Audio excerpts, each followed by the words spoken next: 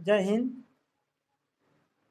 आज आज समझते हैं, कल इससे पहले जो थोड़ा सा पढ़ाए थे, जो कुछ इशू की वजह से वीडियो कट गया था, तो कल हम लोग प्रकाश के अपवर्तन देख रहे थे। प्रकाश के अपवर्तन तक हो गया था, इसके ऊपर हो गया था, पूरा देख लिए थे। तो आज इसके आगे चलते हैं प्रकाश के अपवर्तन से।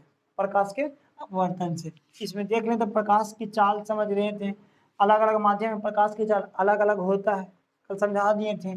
कल के वीडियो में निर्वात में प्रकाश सब देख लिए थे। थोड़ा सा एक रिवाइज करा देते हैं जो कल के जो वीडियो में पढ़ाए थे। किसी कारण से जो वीडियो कट गया था, तो इसी कारण पूरा टॉपिक नहीं हो पाया था। उसको आज थोड़ा सा पूरा करने की कोशिश करते हैं। चलो देखा जाए। पहले समझते हैं प्रकाश की चाल। प्रकाश की चाल बताए थे कि प्रकाश चलने के लिए कोई ना कोई माध्यम होना चाहिए। प्रकाश के चलने के लिए कोई ना कोई प्रकाश चलने के लिए कोई माध्यम की आवश्यकता नहीं होती है। प्रकाश कहीं पर भी चल सकता है, कहीं पर भी चल सकता है। यहाँ तक यहाँ पर लिख दिए निर्वात में प्रकाश की चाल, पानी, कांच। प्रकाश को चलने के लिए कोई माध्यम की आवश्यकता नहीं होती है।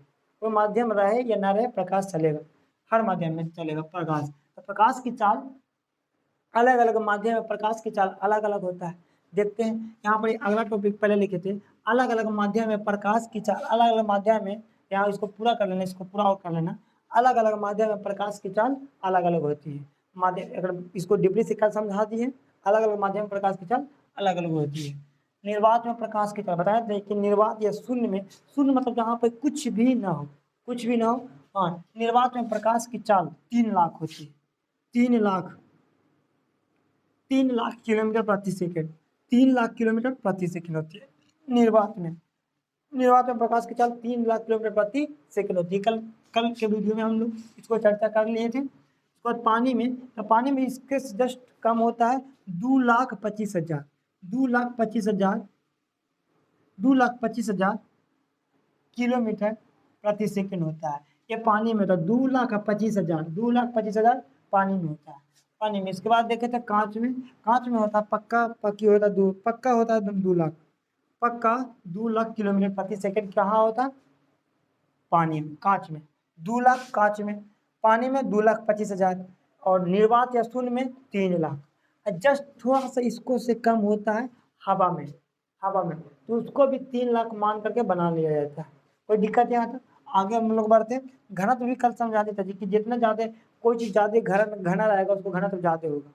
घनत्व तो घनत्व भी डिपेंड करता है वही, अगर जितनी ज़्यादा घना उसमें प्रकाश की चाल कम, जितने ज़्यादा अगर घनत्व रहेगा उसमें प्रकाश की चाल कम, और जितने कम घनत्व उसमें प्रकाश की चाल अधिक, घनत्व कल समझा दिए थे कल के वीडियो में। अगर नहीं देखे हो तो कल के वीडियो में जा करके वहाँ पे देख सकता है।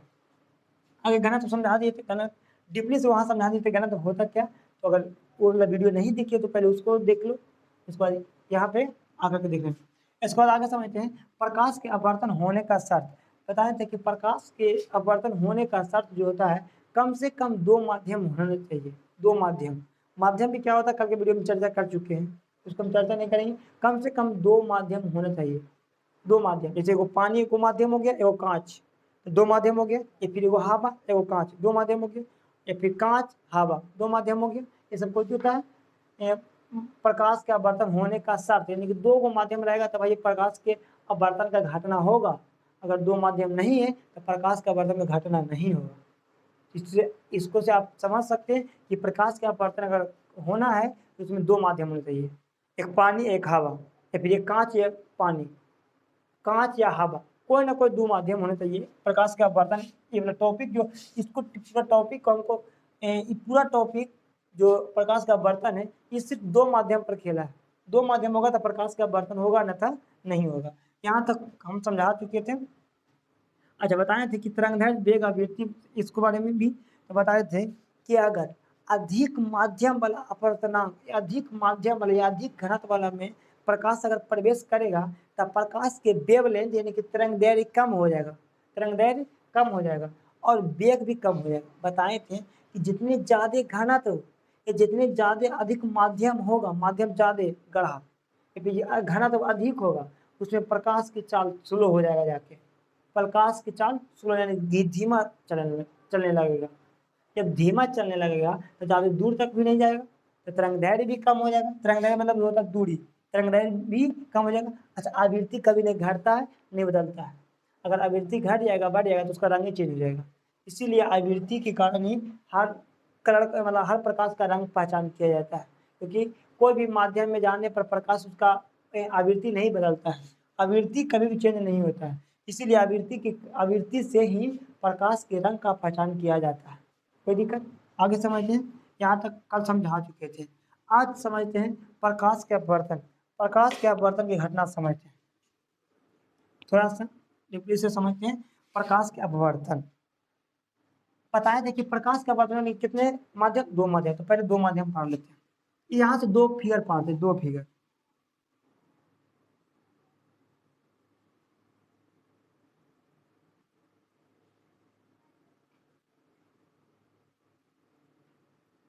ये पानी,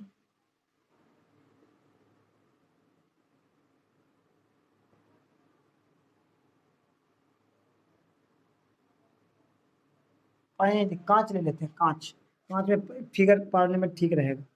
कांच ले लेते हैं, फिगर पढ़ने में सही रहेगा। तो ये हम कांच ले लेते हैं, कांच ले लेते हैं। क्या है? कांच। कांच लेते हैं। ऊपर क्या है? हवा। माध्यम 2 को हो गया, माध्यम 2 को हो गया। अब इसी को हम उल्टा करके पढ़ लेते हैं, इसी को हम उल्टा करके पढ़ लेते हैं। पहले हम कांच ले लेते हैं। अच्छा, इसी को हम उल्टा करके पढ़वा देंगे, कोई दिक्कत नहीं, यहीं पे प्लीज इसको समझ लिया जाए पहले। अब यहाँ से एक हवा ले लिए, एक कांच, माध्यम तो 2 हो गया। अब प्रकाश के अपवर्तन का घटना हो सकता है, हो सकता है, देखते हैं। माध्यम हवा ले लिए और क्या ले लिए? कांच ले लिए। हवा ले लिए और कांच ले लिए। समझते हैं। यहाँ से प्रकाश डालते हैं, यहाँ से प्रकाश डालते हैं। इसका रास्ता ये है जाने के लिए, लेकिन ये अपना रास्ता से जाएगा नहीं। यहाँ से एक अभिलंब डाल देते हैं। समझाते हैं सब पॉइंट अभी।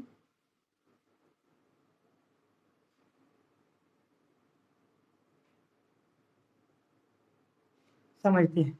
अब इतना बात समझते हैं। प्रकाश का अपवर्तन होता कुछ है, तब बताते हैं, तो थोड़ा सा समझ आता है। प्रकाश का अपवर्तन होता कुछ है, जब एक माध्यम से, यानी कि माध्यम ऊपरी देखो, जैसे हवा है, जब हवा से प्रकाश कहाँ घुस रहा है? कांच में। एक माध्यम से दूसरा माध्यम में जब प्रकाश प्रवेश करता है तो वह अपना रास्ता बदल देता है। इसी घटना को ही प्रकाश का अपवर्तन कहा जाता है। सोचिए, जब प्रकाश की किरण एक माध्यम से दूसरे माध्यम में प्रवेश करती है तो वह अपने रास्ता से विचलित हो जाती है, यानी कि हल्का मुड़ जाती है। इसी घटना को ही प्रकाश का अपवर्तन कहा जाता है। टिप्पणी लिख लिया होगा। जब प्रकाश की किरण एक माध्यम से दूसरी माध्यम में, यानी कि एक माध्यम हवा से कांच में, जब प्रकाश की किरण एक माध्यम से दूसरी माध्यम में प्रवेश करती है तो वह अपना रास्ता बदल देती है। इसी घटना को ही प्रकाश का अपवर्तन कहा जाता है। एक माध्यम हो गया हवा, एक माध्यम हो गया कांच। यहाँ से प्रकाश आ रहा है, ये प्रकाश लाइट मार दे, यहाँ से लेयर लाइट मार दी है, यहाँ से लेजर लाइट मार दी है, यहाँ से प्रकाश आया। इसका रास्ता ये जाने का है, इसका रास्ता ये जाने का है। ये अपना रास्ता से जाएगा नहीं, हल्का रास्ता से मुड़ जाएगा, मुड़ जाएगा। इसी घटना को क्या कहेगा? क्या कहा जाता है? प्रकाश के अपवर्तन। प्रकाश के अपवर्तन। आप समझ जाए कि एक में थोड़ा सा पॉइंट लिख दिए थे। आपतित किरण, अपवर्तित किरण, अभिलंब, आपतन कोण, अपवर्तन कोण, सबको समझ लेते हैं। तो बस सिंपल में आने वाली किरण को आपतित किरण कहा जाता है।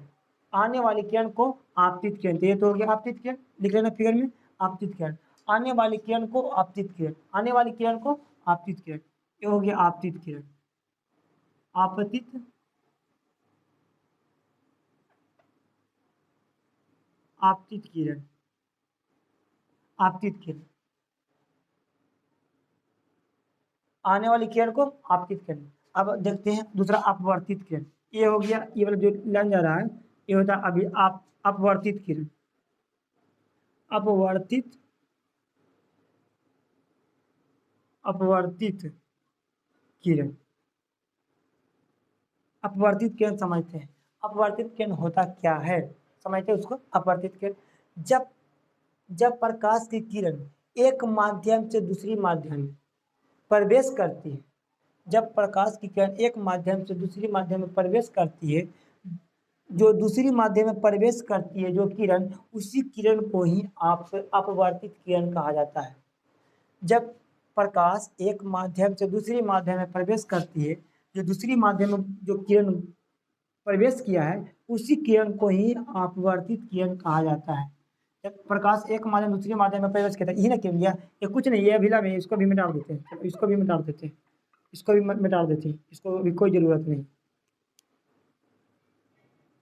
चलो यहाँ से प्रकाश डाले तो इसका रास्ता तो अगर इसको देखेंगे तो इसका सीधा ये होगा, तो जाएगा ही, मतलब जाना चाहिए तो ये रास्ता से, लेकिन ये अपना रास्ता से जाएगा नहीं, हल्का मुड़ जाएगा। जो किरण मुड़ के निकला ना, एक माध्यम से दूसरा माध्यम से जो किरण निकलता है ना, जब प्रकाश की किरण एक माध्यम से दूसरा माध्यम में घुस करके निकलता है ना, उसी किरण को ही अपवर्तित किरण कहा जाता है। ये हो गया अपवर्तित किरण, ये हो गया अपवर्तित किरण। तो आपतित किरण समझ में आ गया होगा, अपवर्तित किरण समझ में हो गया। आने वाली किरण को अपवर्तित किरण, उसके बाद एक माध्यम से दूसरा माध्यम में जो किरण गुजर जाती है, उसी किरण को ही अपवर्तित किरण कहा जाता है। अब समझते हैं अभिलंब। अभिलंब, अच्छा ये आपतित किरण है, तो आपतित किरण है, तो आपतित किरण जहाँ पर ये आता है उस बिंदु को कहा जाता है आपतन बिंदु। आपतित किरण जिस बिंदु पर आती है इस बिंदु को ही आपतन बिंदु कहा जाता है। अब यहीं पे हम एक लंब डाल देते हैं, एक लंब। लंब किसको कहते हैं? जिसके जिसके बीच का कोण 90 डिग्री हो, जिसका बीच का कोण 90 डिग्री, यहाँ पे बीच का कोण कितना डिग्री होना चाहिए? 90 डिग्री, उसको लंब कहा जाता है। जब आपतन बिंदु पर खींचा गया लंब अभिलंब कहलाता है। ये होगी अभिलंब, अभिलंब। आपतन बिंदु पर खींचा गया लंब अभिलंब कहलाता है। आपतन बिंदु पर खींचा गया अभिलंब लंब कहलाता है। कोई दिक्कत? अब अभिलंब भी समझ में आ गया होगा। आप समझते आपतन कोण और अपवर्तन कोण, आपतन कोण और अपवर्तन कोण। अभिलंब आपतन बिंदु पर, बिंदुआ पर, आपतन बिंदु पर खींचा गया लंब अभिलंब कहलाता है। कोई दिक्कत? आप समझते हैं यहाँ से हम समझते हैं कोण, कौन समझते हैं? कोण। तो ये हो गया अभिलंब। अभिलंब तथा आपतित किरण के बीच के कोण को आपतन कोण कहा जाता है। ये हो गया क्या? कौन सा कोण? आपतन कोण, आपतन कोण, आपतन कोण। कौन सा कोण? आपतन कोण। आपतित किरण, आपतित किरण तथा अभिलंब के बीच के जो कोण होता है उसी कोण आपतन कोण कहा जाता है। आपतन कोण कहा जाता है। कोई दिक्कत? आप समझते हैं। अगल का पॉइंट था अपवर्तन कोण, अगल का था अपवर्तन कोण। तो सिंपल में अपवर्तन यानी कि अपवर्तित किरण को देखेंगे, अपवर्तित किरण, तो अपवर्तित किरण ये मेरा ये है, अपवर्तित किरण मेरा ये है, यहाँ से ये निकल गया था अपवर्तित किरण। तो यहाँ से याद रखना, बस जितना भी कोण बनाना है ना अभिलंब के साथ ही बनाना है, अभिलंब के साथ। अब मेरा अभिलंब ये है, ये वाला अभिलंब, तो अभिलंब ये है, अपवर्तित किरण ये है, अभिलंब ये है, तो कोण में यहीं पे बनेगा, इसको आर से। तो बस सिंपल में डिफरेंस, अपवर्तित किरण, अपवर्तित किरण तथा अभिलंब, अपवर्तित किरण तथा अभिलंब के बीच के कोण को अपवर्तित किरण तथा अभिलंब के बीच के कोण को अपवर्तन कोण कहा जाता है। अपवर्तन कोण, अपवर्तन, अपवर्तन कोण कहा जाता है, अपवर्तन कोण कहा जाता है। आप अभिलंब तथा अपवर्तित किरण के बीच के कोण को अपवर्तन कोण कहा जाता है। कोई दिक्कत? अपवर्तन कोण, ये अपवर्तित किरण तथा अभिलंब के बीच के कोण को अपवर्तन कोण कहा जाता है। यहाँ तक तो समझ में आ गया होगा अपवर्तन कोण, यहाँ तक कोई दिक्कत नहीं, यहाँ तक कोई दिक्कत नहीं।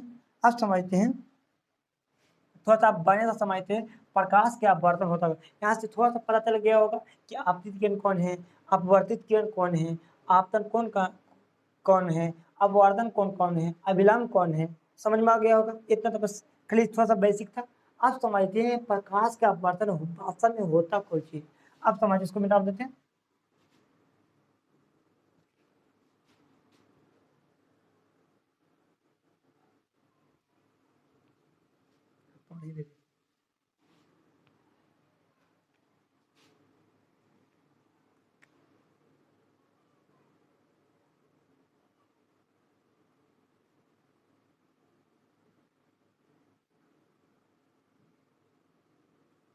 ये हो गया कांच, ऊपर हवा, हवा, इसका प्रकाश का रास्ता जाने का यह था, लेकिन रास्ता से जाएगा नहीं, हल्का मुड़ेगा, मुड़ गया, यहाँ से आया था, यहाँ से आया था, हो गया। यहाँ पे अभी हम अभिराम डाल देते हैं, ये अभिराम डाल दिए, एक कौन सी है अभिराम, ये आपतित किरण, ये अपवर्तित किरण, बीच वाला अपवर्तित किरण, ये तो ऐसी पार दी है, ये पार दी कि इसका रास्ता ये था, लेकिन हल्का मुड़ गया अभिराम। अच्छा, अभिराम और आपतित किरण के बीच का, अभिराम और आपतित किरण के बीच के कोण को आपतन कोण, ये अपवर्तित किरण तथा अभिराम के बीच के कोण को अपवर्तन कोण, सब समझा दिए। ये वाला आपतन बिंदु आप समझते हैं। अब बच्चा को दिक्कत कहाँ होता है, जब प्रकाश उधर से आ रहा है तब बच्चा का दिक्कत होता है कि अभिलंब की ओर मुड़ेगा कि अभिलंब से दूर भागेगा। तो बस देखा जाता है कि इसका मेन रास्ता होता कौन है, मेन जाने का रास्ता, तो मेन जाने का ये भी रास्ता है, तो यह तो बस दुइयो बात होगा। अगर ये वाला इसका इस देखो, ध्यान से देखा जाए, ये आने वाला मेन किरण ये है, अगर इसी का किरण जब आगे बढ़ा है तो इसका सामने वाला किरण ये वाला है, इसका सामने वाला किरण ये वाला है, सामने वाला किरण ये, तो बस इसी से देखा जाता है, इसी से।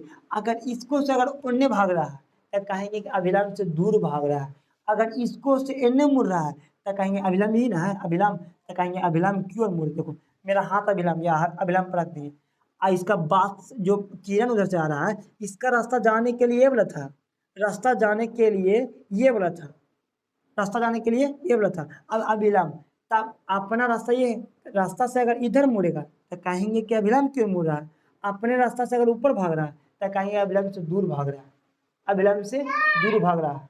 समझ में आ गया, अभिलंब से कौन चीज दूर भाग रहा है, कोई दिक्कत, अभिलंब से दूर भाग रहा है। अगर ये अभिलंब है, अभिलंब की ओर, अगर अभिलंब की ओर मुड़ेगा, अभिलंब की ओर मुड़ेगा, अपने रास्ता से अगर इधर भागेगा तो कहेंगे अभिलंब की ओर मुड़ रहा है, अगर अपना रास्ता से दूर भाग रहा है तो कहेंगे क्या, अभिलंब से दूर भाग रहा है, अभिलंब से दूर भाग रहा है, कोई दिक्कत। अब अभिलंब पता चल गया होगा कि अभिलंब से दूर कैसे भागता है, अभिलंब की ओर कैसे मुड़ता है।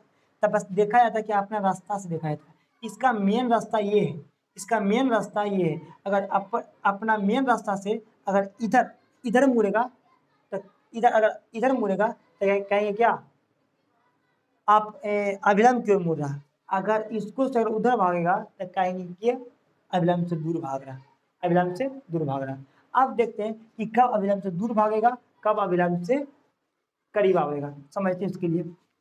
अब समझते हैं, थोड़ा सा माध्यम समझ लेते उसका बात चलेगा, माध्यम समझ लेते, कल समझा भी दिए थे माध्यम।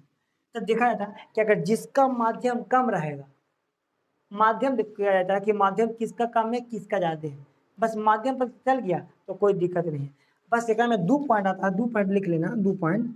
पहला था सघन माध्यम, सघन माध्यम, फिर आता है विरल माध्यम, विरल माध्यम, विरल माध्यम, सघन माध्यम, विरल माध्यम, कुछ नहीं, बस सिंपल में 2 गो रहेगा। अब बता सकते हो सिंपल में कि हवा का माध्यम अपवर्तनांक ज्यादा है कि कांच का, ज्यादा घनत्व किसका होगा, कांच का होगा, कांच का, इसका घनत्व कम है, हवा है। अब देखा जाए कि सघन के किसको किसको मानेंगे, जैसे मान लीजिए हवा है, ये कांच है, अब इसको विरल माने इसको सघन माने, दिक्कत होता है।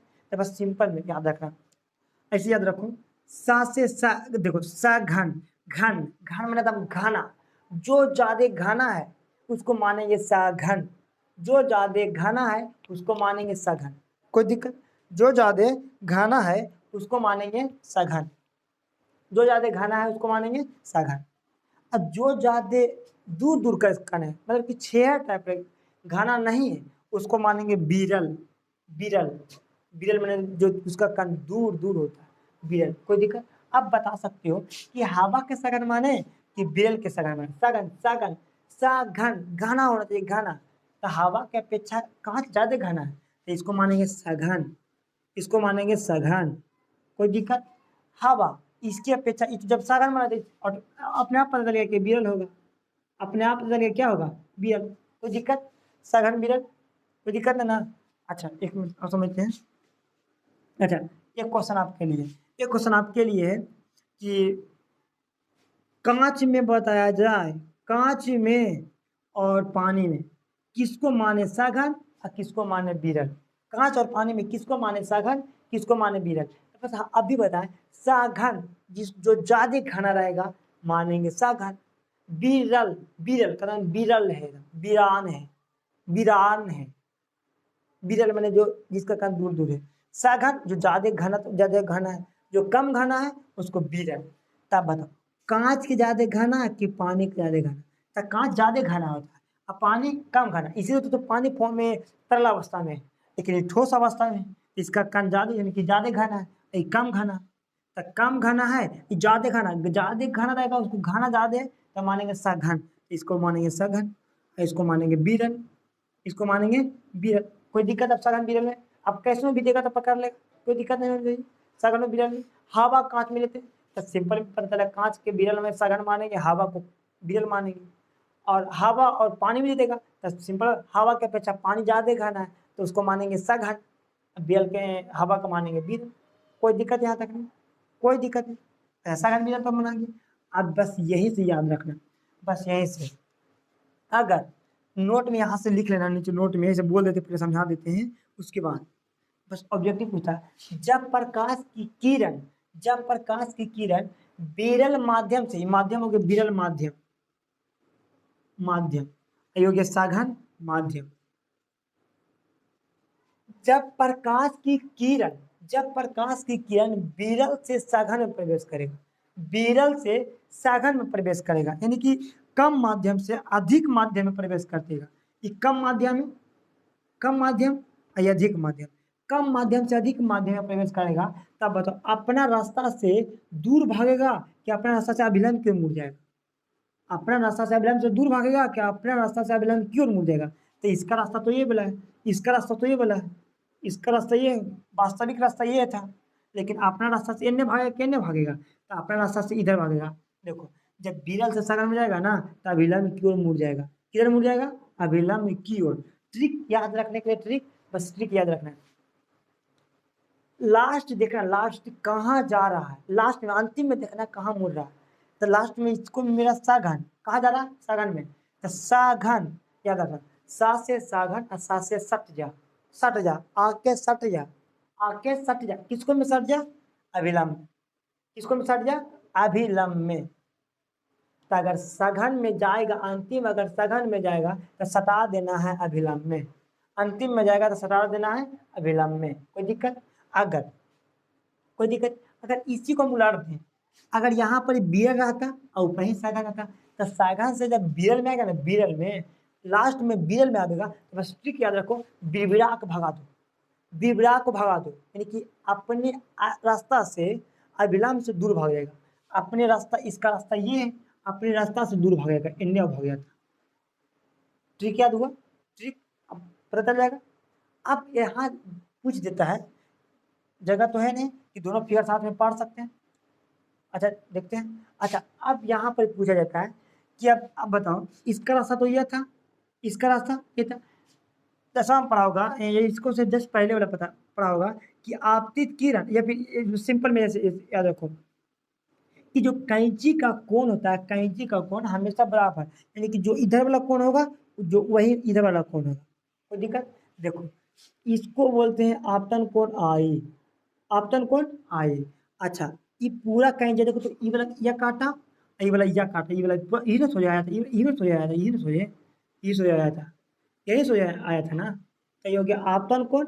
अगर इसको करेंगे तो ये पूरा ये वाला होगा पूरा बराबर, ये ना होगा, ये आई था पूरा, ये आई होना चाहिए था, काहे कि कैंची वाला भी बोलेंगे कैंची का कोण बराबर होता है। लेकिन अब हमको तो इसको से मतलब नहीं, काहे कि बोला तो फॉल से ये तो अपने मन से पा रहे, रियल में तो यार लाइन देते हैं। तो आप देखो तो ये वाला कोण में अपवर्तन कोण जिसको आर से सूचित करते हैं, तो बताओ आपतन कोण आई या प्रवर्तन कोण बराबर है, नहीं बराबर है। बराबर होता कब, जब ये अपने रास्ता से यहाँ से जाता ना, यहाँ से जाता तब ये वाला कैंची का कोण फॉलो कर लेता, फॉलो कर लेता, यहाँ से ये वाला कोण बराबर हो जाता, ये वाला कोण ये वाला बराबर होता है। लेकिन तो इन्ने मुड़ गया, इन्ने मुड़ गया यानी कि ये वाला कोण में बड़ा हो गया और इन्ने मुड़ गया तो ये वाला कोण में छोटा हो गया, कोण में छोटा हो गया। तो याद रखना, जब प्रकाश की किरण विरल से सघन में माध्यम मिले, पहुंचेगा तो अपने रास्ता से अभिलंब की ओर मुड़ जाएगा। अब मुड़ेगा तो कोनवा भी कर देगा छोटा, कोनवा भी कर देगा छोटा, तो अपवर्तन कोण क्या हो जाएगा? छोटा। आपतन कोण हो जाएगा बड़ा। ये समझ में आ गया? यहाँ से देखो, तो यहाँ से नोट पॉइंट में लिख लेना नीचे कि जब प्रकाश की किरण विरल से सघन में प्रवेश करती है तो वह अपने अपने रास्ता से अभिलंब की ओर मुड़ जाती है तथा कोण भी तथा अपवर्तन कोण भी छोटा हो जाता है। अपवर्तन कोण भी छोटा हो जाता है। कोई दिक्कत? अब अगले जस्ट अगला फिगर में इसके पढ़ते आगे बढ़ते हैं, इसको मिटा देते हैं।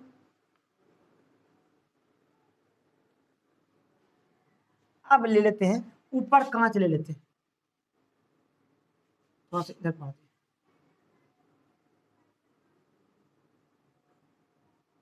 कांच ऊपर लेते हैं, यहाँ से हम यहाँ कांच ले लिए और नीचे पहले कांच हो गया, कांच, और नीचे अब ये हवा ले लेते हैं, हवा। अब हम लाइट को एकदम सटा के यहाँ से मार रहे हैं, यहाँ से लेजर लाइट को सटा के मार रहे हैं, यहाँ से मार रहे हैं लेजर लाइट को, यहाँ से लेजर लाइट। तो ये प्रकाश यहाँ से आएगा, आया। अब यहाँ आकर माध्यम बदल रहा है, कांच से कहाँ घुस रहा है? हवा में। कांच से कहाँ घुस रहा है? हवा में। अब दिक्कत होता है, आप बताओ, हवा और यहाँ कांच है, किसको सघन माने किसको विरल माने? सिंपल में भी बताएं कि सघन, घन, जो घना एकदम खूब घना है, घना है एकदम पूरा, तो घना रहेगा तो उसको मानेंगे कांच। हवा में घना कौन है? कांच। इसको मानेंगे सघन, घन घन, सघन माध्यम। अब ये हवा है, हवा है तो हवा इसको मानेंगे विरल, विरल माध्यम, विरल माध्यम। अब प्रकाश जा रहा कहाँ से? सघन से विरल में। अब इसका रास्ता था जाने के लिए ये, लेकिन ये अपना रास्ता से जाएगा नहीं। अच्छा पहले यहाँ अभिलंब हम डाल देते हैं, यहाँ अभिलंब डाल देते हैं, ये डाल दिए अभिलंब, ये डाल दिए अभिलंब। अब बताओ यहाँ से तो लाइट आया, यहाँ से लाइट आके यहाँ रुकल। अब बताओ कि यहाँ से लाइट यहाँ जाएगा, यहाँ तो बीच से तो जाएगा नहीं, बीच अपना रास्ता तो जाएगा नहीं, क्योंकि माध्यम चेंज हो रहा है, हल्का रास्ता मुड़बे करेगा। अब दिक्कत है कि उन्ने मुड़ेगा या इन्ने मुड़ेगा, इन्ने मुड़ेगा या इन्ने मुड़ेगा। तो जब प्रकाश की किरण सघन से विरल में मुड़ेगा ना, तो बताएंगे कि बी से विरल, अब बी से बिरबड़ा के भगा देना है, भगा दो बिरबड़ा के, तो अपना रास्ता से दूर भगा दो बिरबड़ा के। इसका रास्ता ये है, यहाँ से बिरबड़ा के भगा दो, या अभिलंब से दूर भाग गया, अभिलंब से दूर भाग गया, अभिलंब से कौन सी भाग गया? दूर भाग गया। अब देखते हैं कोण के बाद, कोण के बाद ये तो याद हो गया कि जब सघन से विरल, लास्ट में विरल में घुस रहा है, विरल में लास्ट अंतिम देखना, अंतिम देखो, अंतिम कि कहाँ जा रहा है, अंतिम में विरल, यानी कि विरल में जा रहा है तो बिरबड़ा को भगा दो, बिरबड़ा के अभिलंब से भगा दो, भाग गया। अगर अंतिम में यानी कि विरल से अभी सघन में, अंतिम सघन में घुस रहा था, सा से सघन, सा से सटा लो, उसको पकड़ के सटा लो, अभिलंब में सटा लो, यानी कि अभिलंब क्यों मुड़ जाएगा, और लास्ट में विरल है तो बिरबड़ा को भगा दो, दूर भाग जाएगा। अब कोण की बात करते हैं, कोण के बाद बताओ, ये तो कोण हो गया, आपतन कोण आई, बस कोण मापना अभिलंब के साथ, कोने मापा था अभिलंब के साथ, ये अभिलंब डाल दिए, ये आपतित कोण है, आपतन कोण कहा देंगे, कौन सा कोण? आपतन कोण। अब अपवर्तन कोण तब बताए थे कि अपवर्तन कोण कहते हैं कि जो किरण जा रहा है अभिलंब के साथ मिला दो, तो ये हमको किरण ई बता रहा है, ये तो इसी डॉट लाइन से मिला है कि इसका रास्ता था जाने के लिए, लेकिन हल्का मुड़ गया। तो वास्तव में जब लेयर लाइट यहाँ से मारेंगे ना, तो यहाँ तो आवेगा सीधा, लेकिन यहाँ के बाद ये मुड़ के होने निकलेगा, उधर निकलेगा। आप मेन लाइट यह हो गया, अभिलंब यह हो गया, ई वाला कौन होगा? ई वाला कौन? इसको कहते हैं अपवर्तन कोण। आप बताओ कौन सा कोण बड़ा है, आपतन कोण या अपवर्तन कोण? आपतन कोण बड़ा है, आपतन कोण। याद रखने का तरीका, याद रखने का तरीका, जब प्रकाश की किरण सघन से विरल में, विरल जा रहा तो बिरबड़ा को भगा दो, और जब कोई चीज ज्यादा भागेगा तो कोनों में जाके लंबा भागे लेके भागेगा, कोनों के बड़ा कर देगा, तो कोण बड़ा। जब प्रकाश की किरण विरल से सघन, तो साथ से सघन, साथ से सटा लो, उसको पकड़ के सटा लो, तो सट गया, सट गया तो कोण छोटा हो गया, अभिलंब की ओर मुड़ गया, कोण छोटा हो गया, अपवर्तन कोण छोटा। यहाँ तो कोई दिक्कत, इसको में कोई दिक्कत नहीं, इसको भी नीचे नोट पे फिगर पार करके, और नोट में इसके नीचे भी लिख लो, नोट में इसके नीचे लिख लो, नोट में लिख लो कि जब प्रकाश की किरण सघन से विरल में प्रवेश करती है सघन से विकिरण में प्रवेश करती है तो वह अपने रास्ता से अविलंब से दूर भाग जाती है, अपना रास्ता से अविलंब से दूर भाग जाती है तथा अपवर्तन कोण बड़ा हो जाती है। अपवर्तन कोण ये वाला कोण बड़ा हो जाती है, आपतन कोण की तुलना में ये कोण क्या हो जाती है, बड़ा हो जाती है। कोई दिक्कत? अब कैसनो क्वेश्चन देगा तब अपना उलट पुलट के कैसू ना देगा, नहीं समझ में आएगा एक बार वीडियो को पीछे करो, फिर हल्का पीछे करो, देखो समझ में आ जाएगा। कोई दिक्कत? यहाँ तक कोई दिक्कत नहीं होनी चाहिए। अब इसके बाद नोट पॉइंट में फर्स्ट नोट सेकंड नोट लिखा दिया अभी, इसके से पहले वाला फर्स्ट नोट, ये हो गया सेकंड नोट, कोई दिक्कत नहीं। अब उदाहरण आता है, अब उदाहरण समझते हैं। उदाहरण इसका रियल लाइफ में उपयोग कहाँ है? रियल लाइफ में उपयोग यहाँ देखो कहाँ कहाँ होता है। देखे हो गया तुम लोग कि जब अगर कोई बर्तन है, बर्तन में अगर पानी भर देते हैं, इसका पेंदी उठ जाता है, पेंदी उठ जाता है। क्यों उठ जाता है? कभी गौर किए हो? क्यों उठ जाता है? कभी गौर किए हो? देखो क्यों उठ जाता है, क्योंकि ऊपरे है हवा, ऊपरे है हवा और नीचे है पानी। हाँ, ऊपरे है हवा और नीचे है पानी। एक माध्यम से दूसरा माध्यम में प्रकाश प्रवेश कर रहा है, प्रकाश प्रवेश कर रहा है, तो जो रास्ता इसका है वो रास्ता से नहीं जाएगा, हल्का रास्ता मोड़ देगा, मोड़ देगा तो नीचे वाला जो पेंदी है मतलब हल्का जो मोड़ देगा तो प्रकाश को जो प्रकाश इधर से आ रहा है ये मोड़ देगा, हल्का कुछ कर दिया, मोड़ दिया। तो जो मोड़ दिया, जो प्रकाश मतलब कम ही आएगा, उसको लगा कि अगर नीचे वाला कुछ उठा हुआ दिखाई पड़ता है, ऊपर की ओर क्या दिखाई पड़ता है, उठा हुआ दिखाई पड़ता है पेंदी। या फिर देखे होगा गबड़ा या फिर नदी वगैरह में या गबड़ा या नहर में देखे हो कि जब पानी रहता है तो लगता है कि उसका तली ज़्यादा गबड़ा नहीं है, दिखाई पड़ता है कि कम तो गबड़ा है ही है। जब घुसोगे तो सराग दम अंदर घुस जाता है। क्यों?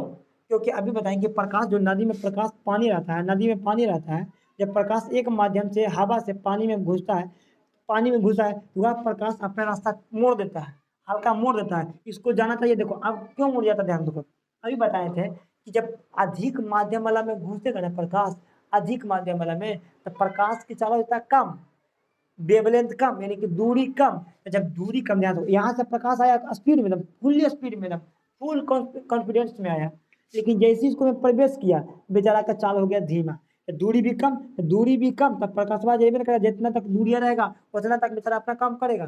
तो वही लगता नीचे वाला को पेंजे को उठा के कहता कि हम यहाँ तक मेरा दूरी है, हम यहाँ तक पहुँच गए, यहाँ तक पहुँच गए, मतलब कि उठा देता पेंजा का, लगता कि दिखाई पड़ता कि उठा ऊपर उठा इतना ही गबड़े है, यहाँ तो उसको अंदर तक गबड़ा है।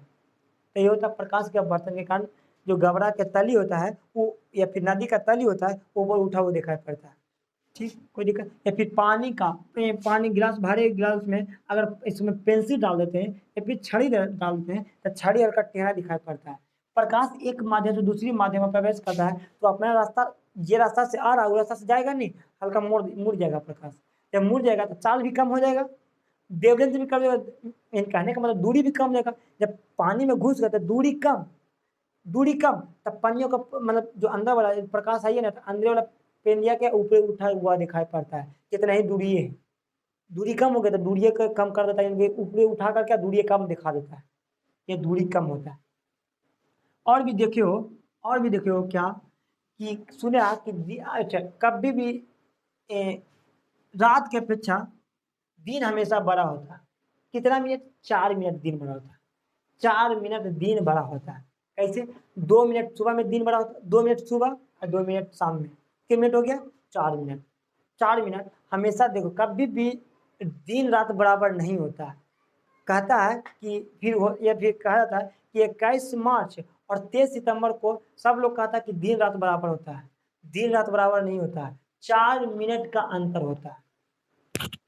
दिन रात बराबर है लेकिन 4 मिनट का फासला होता है, 2 मिनट सुबह के वक्त, 2 मिनट शाम के वक्त। क्यों? क्योंकि देखो ध्यान से इधर देखा जाए, ये पृथ्वी है, पृथ्वी जैसे सूरज उग रहा है, जैसे सूरज निकल रहा है, सूरज हम लोग यहाँ पर ही है,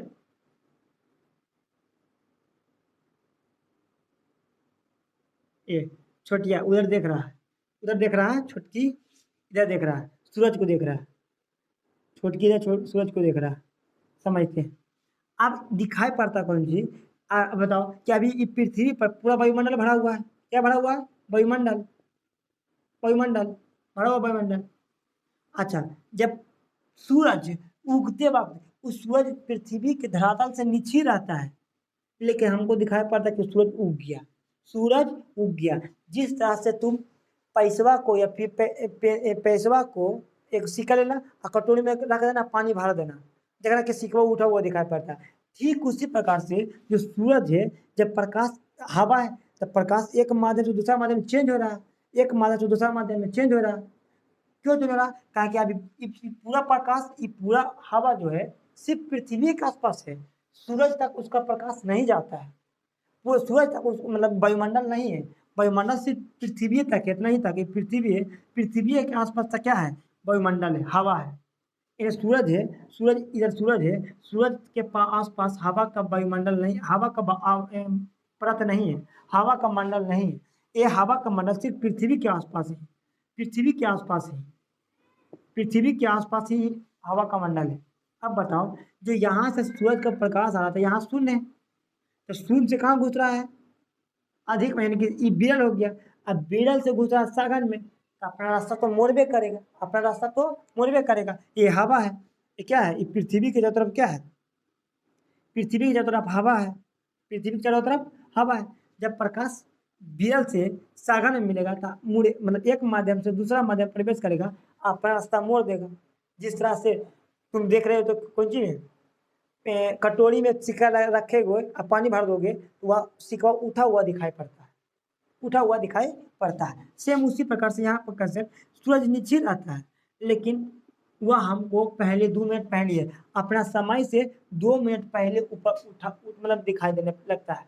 लेकिन जो तुम सूरज में सुबह सुबह मॉर्निंग में उठना, देखिए ऐसी सूरज निकल रहा है ना, समझ लो कुछ रियल सूरज नहीं है, वो सूरज डूबा हुआ है, लेकिन उसका सिर्फ जो जिस तरह से सिकवा दिखाई दे रहा था उसी तरह से वो सूरज दिखाई दे रहा है 2 मिनट। और सेम जैसे उगने वक्त होता है उसी वक्त सेम डूबने वक्त भी होता है, सूरज डूब जाता है लेकिन दिखाई पड़ता कुछ कि अभी उगला ही है।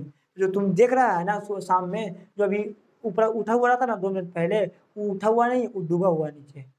लेकिन वही सिर्फ पानी जो कटोरी में तुम पानी भर देते हो, सिक्का रख देता है, सिक्का रख देता है, वह एक सिक्का उठा हुआ दिखाई पड़ता है। सेम उसी प्रकार सूरज भी कुछ दिखाई पड़ता है, ऊपर उठा हुआ। सूरज तो बादशाह में नीचे है, लेकिन जिस तरह से तुम पानिया भर दिया था, एक कटोरिया में पानिया भर के पानिया भर दिया था, सिक्का रख देता अंदर, तो सिक्का ऊपर उठा हुआ दिखाई पड़ता है। तो सेम उसी प्रकार से सूरज भी रियल में नीचे डूबा हुआ होता है, लेकिन जो हवा का जो एक हवा है उधर सूरज के आसपास में कोई हवा है ये नहीं है, तब माध्यम चेंज हो रहा है। जब माध्यम चेंज हो रहा है तब प्रकाश का अपवर्तन होगा, तो सूरज डूबा हुआ रहता है लेकिन दिखाई पड़ता है कि उठा हुआ है। 2 मिनट का डूबने बाद और 2 मिनट का अंतर उगने बाद, 4 मिनट दिन बड़ा होता है रात की अपेक्षा, हमेशा 4 मिनट दिन बड़ा होता है। कोई दिक्कत यहाँ तक? उदाहरण हो गया, यहाँ तो कोई दिक्कत? या फिर रात में देखो तारा टिमटिमाते हुए, तारा टिमटिमाते हुए, तो आप भी बताएं कि जो हवा का मंडल है वो सिर्फ पृथ्वी है, जो पृथ्वी मान लीजिए पृथ्वी है, क्या है? पृथ्वी है। तो पृथ्वी के पृथ्वी के कुछ या फिर लगभग 1000 किलोमीटर तक ही हवा का मंडल है, उसके ऊपर हवा का मंडल नहीं है, उसके ऊपर हवा का परत नहीं है। जब वहाँ पर तारा जो तारा मंडल के बाहर होता है, जब यहाँ से लाइट आवेगा, यहाँ से लाइट आ रहा था, प्रकाश आ गया, कौन सी आ गया यहाँ पर? हवा, हवा का मंडल आ गया, हवा का मंडल आ गया। जब हवा का मंडल में प्रवेश करेगा तो अपना रास्ता चेंज कर देगा, अपना रास्ता चेंज कर देगा। तो इसीलिए उस क्या दिखाई पड़ता है? टिमटिमाते हुए। हवा हमेशा चलते रहता है, आधा झटका मार के कभी कम अपवर्तन, कभी ज़्यादा अपवर्तन, कभी कम अपवर्तन। तो जो ऊपर से तरेगन का जो प्रकाश आ रहा है वो ढकेल देता, कभी एन्ने कभी एन्ने कभी एन्ने अपवर्तना ढकेल रहा है। तो इसी कारण हुआ कैसे दिखाई पड़ता है? टिमटिमाते हुए, तारा टिमटिमाते हुए। प्रकाश के अपवर्तन के कारण ही तारा क्या दिखाई पड़ता है? टिमटिमाते हुए। क्योंकि जो ऊपर से प्रकाश आ रहा है उसको एने से हवा मार कर उसको इन्होंने ढकेलते रहता है, इसलिए इन्होंने टिमटिमाते हुए दिखाई पड़ता है। यहाँ तो कोई दिक्कत नहीं, उदाहरण समझ में गया। अब समझते हैं प्रकाश के अपवर्तन के नियम। प्रकाश के अपवर्तन के नियम समझते हैं, प्रकाश के अपवर्तन का नियम समझते हैं क्या होता है। नियम देख कर नियम, किसका नियम लिख लेना? प्रकाश के अपवर्तन का नियम। प्रकाश के अपवर्तन का नियम, का नियम, प्रकाश के अपवर्तन का नियम समझते हैं। जैसे ये मान लेते हैं कांच, क्या मान लेते हैं कांच, ये क्या हो गया कांच, ये ऊपर हवा। अब बताओ फटाफट इसको क्या माने, सघन या विरल? हवा है, कांच का अपेक्षा कम विरल, तो विरल मानेंगे इसको, इसको मानेंगे सघन, इसको मानेंगे सघन। तब प्रकाश आ रहा है सघन से विरल, ये अभिलंब डाल देते हैं, ये अभिलंब। बताओ इसका रास्ता ये था, अब कहने मोड़ेगा, हवा से कहाँ आ रहा है कांच में, यानी कि विरल से सघन, सात से सघन, सात से सटा लो, यानी कि अपना उधर नहीं भागेगा, अभी इस अभिलंब को सट गया, यह मिला, हो गया। चलो अच्छा, कौन चीज हमारा प्रकाश के अपवर्तन का नियम, बस याद रखना। पहला आपतित किरण, अपवर्तित किरण, अभिलंब, तीनों देखो तो एक ही समतल में है, एक ही समतल पर, तब पहला नियम हो गया। तब प्रकाश का अपवर्तन का पहला नियम बोलते हैं, लिख लो, आपतित किरण तथा आपतित किरण, कौमा अपवर्तित किरण तथा अभिलंब तीनों एक ही समतल में होता है, कोई दिक्कत? पहला नियम खत्म, पहला नियम खत्म। अब बताओ दूसरा नियम देखते हैं, दूसरा नियम बताओ, ये आपतित किरण हो गया, ये अभिलंब हो गया, और दोनों के बीच में कोण आपतन कोण आई, कोई दिक्कत नहीं। अच्छा ये अभिलंब हो गया, ये अपवर्तित किरण, ये अभिलंब, ये वाला अभिलंब, ये वाला अपवर्तित किरण, और दोनों के बीच के कोण अपवर्तन कोण आर। तब बताओ दोनों कोण बराबर है? नहीं बराबर, बताए थे अभी तुरंत बताएं कि अगर कैंची का कोण यानी कि इधर इधर वाला बराबर आएगा तब ना बराबर होगा, तो हमको कैंचा ई वाला इस सामने रहता तब है ना कैंची बनाता, इस सामने रहता तब ना कैंची बनाता, लेकिन हमको तो ये जैसे मुड़ गया कि कैंचा यानी कि एगो तो यानी कैंचा का एगो टंगवा सीधा है, लेकिन एगो टंगवा करके ऐसे कैंची रहता, ऐसे मुड़ जाएगा तो कोण बराबर होगा? कोण बराबर नहीं होगा। एक्स का कोण हमेशा बराबर होता है, एक्स का कोण हमेशा बराबर, तो कोण तो बराबर होगा नहीं, कोण तो बराबर होगा नहीं, तो करें कैसे? इसको लिख दिए थे, दूसरा नियम बोल देते हैं, लिख देना बस। आपतन कोण की, देखो आपतन कोण है, आपतन कोण की जया, जया माने होता है साइन, जया माने साइन, आपतन कोण की जया तथा अपवर्तन कोण की जया के अनुपात एक नियतांक होता है, मतलब उसका मान यानी कि जो आपतन कोण की साइन निकाल लेंगे, अपवर्तन कोण के साइन निकाल लेंगे, और दोनों के जब भागा देंगे ना तो उसका मान एक फिक्स मान आता है। हर जो अपवर्तन कोण आपतन कोण अपवर्तन कोण का मान जब निकालेंगे ना, तो हर मान सबका मान फिक्स आवेगा, सबका मान फिक्स आवेगा, तो उसी को आता है नियतांक।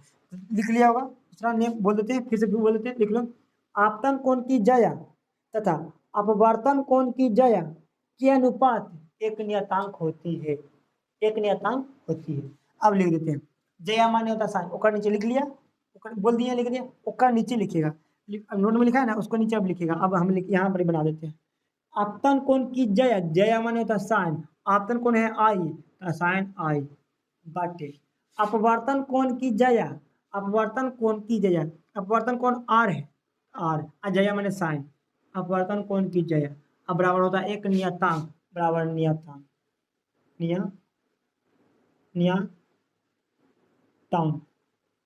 नियतांक, नियतांक। अब एगो अलग से निकाल दे टॉपिक, स्नेल का नियम, अरे यही स्नेल का नियम है, इसी को कहा जाता है स्नेल का नियम, कि आपतन कोण की जगह अपवर्तन कोण की जगह एक नियतांक है, इसी को स्नेल का नियम कहा जाता है, इसी को स्नेल का नियम कहा जाता है। साइन आई बटे साइन आर एक बराबर म्यू, यही क्या है स्नेल का नियम, क्या है स्नेल का नियम।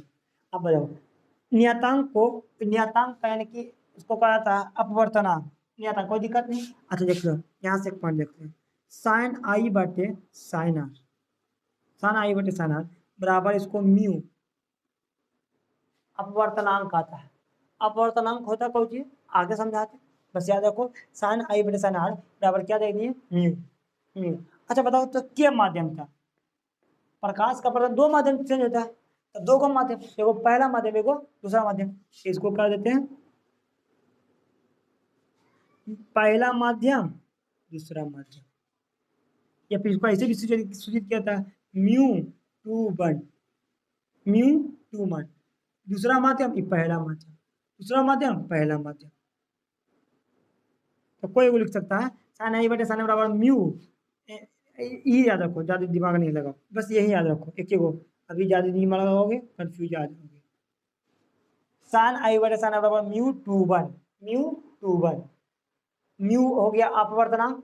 अच्छा म्यू हो गया क्या अपवर्तनांक होता कौन जी, देखो यह हब्बा था, आई क्या था कांचवा था, कुछ ना कुछ घाना था, अपवर्तनांक होगा ना अपवर्तनांक। अब टू वन क्यों लिखे, क्योंकि दो गो माध्यम है, एक को हवा है वो क्या है कांच। तो प्रकाश आ रहा कहाँ से, हवा से कांच में, पहला माध्यम से दूसरा माध्यम। तब पहला माध्यम से दूसरा माध्यम क्या जा रहा है, कांच जा रहा, क्या जा रहा है कांच जा रहा, मतलब कांच में प्रकाश जा रहा, कांच में प्रकाश प्रवेश कर रहा। समझ में आ गया। तो साइन आई बटे साइन बराबर म्यू, अब म्यू को लिखना था टू वन कर दो, टू वन, यहाँ तो कोई दिक्कत नहीं। अब इसी के उतर लेना, इसी को ऐसे डैश देकर के लिख देगा स्नेल का नियम, स्नेल का नियम, यानी कि साइन आई बटे साइन आर बराबर म्यू होता है, इसी को स्नेल का नियम कहा जाता है। स्नेल का नियम, स्नेल का नियम, स्नेल का नियम, साइन आई बटे साइन आर, साइन आई बटे साइन आर बराबर म्यू, इसी को स्नेल का नियम कहा जाता है। क्या कहा जाता है, स्नेल का नियम।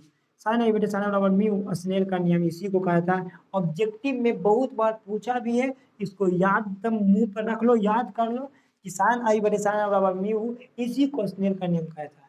सिंपल में याद रखो, प्रकाश के अपवर्तन के क्या नियम, ये भी बहुत बार पूछा है, 2 नंबर में क्वेश्चन पूछा है कि प्रकाश के अपवर्तन का कितने नियम होते हैं, 2 नियम, और दोनों नियम के लिखने के लिए भी कहा था। तो पहले नियम बताए थे कि आपतित किरण, अपवर्तित किरण और अभिलंब तीनों एक ही बिंदु पर होता है, पहला नियम कंप्लीट। और दूसरा नियम बताए थे कि आपतन कोण की ज्या तथा अपवर्तन कोण की ज्या के अनुपात एक नियतांक होता है। हो गया। अब दूसरे के नियम के, अब प्रकाश के अपवर्तन के दूसरे नियम के कहा जाता क्या, स्नेल का नियम, स्नेल का नियम। तो लिखना था लिख लो, बोल देते हैं नोट में लिख लो, इसके बाद नोट में लिखो, बोल देते हैं कि प्रकाश के अपवर्तन के दूसरे नियम को ही, प्रकाश के अपवर्तन के दूसरे नियम को ही स्नेल का नियम कहा जाता है, स्नेल का नियम कहा जाता है। कोई दिक्कत, प्रकाश के अपवर्तन के दूसरे नियम को ही स्नेल का नियम कहा जाता है, कोई दिक्कत नहीं। स्नेल का नियम समझ में गया, साइन आई बटे साइन बन जाता है, इसी को स्नेल का नियम, इसी को म्यू, म्यू क्या है अपवर्तनांक, ऐसा इसको अभी तुरंत चर्चा करते हैं, समझ जाओगे ऑटोमेटिक अपवर्तनांक। अच्छा दुवन कहा लिए, क्योंकि दूगो माध्यम इसलिए दुवन, दुवन। अब कितना कार्य होगा कि एक दो लिख देते हैं, अब भी समझाते कि एक दो कहा लिखे, दुए पर कहा लिखे, कोई दिक्कत नहीं, यहाँ तो कोई दिक्कत नहीं है, यहाँ तक कोई नहीं। अब आ गया, देखो अगल का आ गया अपवर्तनांक, सोचा ये आ गया अपवर्तनांक, आप समझते हैं अपवर्तनांक होता है, उसको मिटा देते हैं।